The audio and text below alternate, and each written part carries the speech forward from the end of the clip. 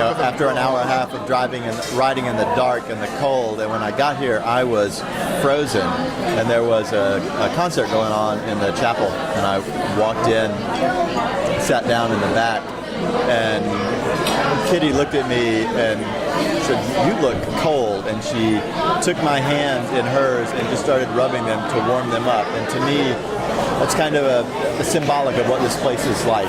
Stony Point will warm you up. And that's why I keep coming back.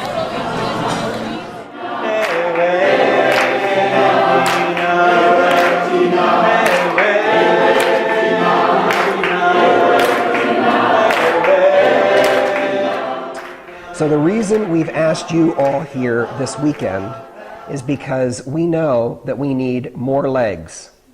If you've come for a conference where people will inspire you and then you go home and go back to your regular lives, you've come to the wrong place. I think every day, it's not, again, an issue about nonviolence, it's an issue of discerning evil. And then how can we facilitate a session where we start talking in this room about racism, and I know you can't wait. There is no keynote speaker at this event. We have intentionally said, rather than one keynote speaker to inspire us and send us back, what we're looking for are the organizers who have been on the ground in each of our core areas and who are willing to help us continue to strategize about how every one of you and every one of your faith communities can grow the circle and the work. There's a violence in not thinking I know all the answers and really kind of holding that question for myself. And because we are all plugged in, whether or not we know, we're all plugged into those systems, racism exists, and we're part of it, one way or the other. When you're passive, you're actually complicit. You're actually enabling the structures to remain in place. So in the context of Palestine, it becomes important that nonviolence is an active practice of resistance. Just the community that's gathered here, the energy that I get from the other people, the idea that there are other people out there who are feeling the same way as I am about peace, justice issues, about nonviolence, and it's very encouraging to be with other people who are like-minded.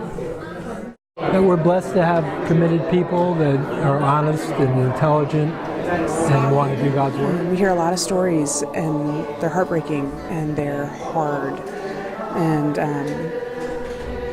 there's a lot of hope, there's a lot of joy, and there's sort of a sense that there is movement, and that step by step we're moving forward in a way that is important and is meaningful. We are afraid to look at each other in this culture. We've been told to look away. Just looking So at that's our agenda, folks. We've invited you to work for the next 2.5 days, and we hope that this is orientation for the real work that begins as you leave here and go elsewhere. So nonviolence constitutes a tool. I feel affirmed, energized. I'm looking forward to going out into the world to act. I hope I have the courage to do that.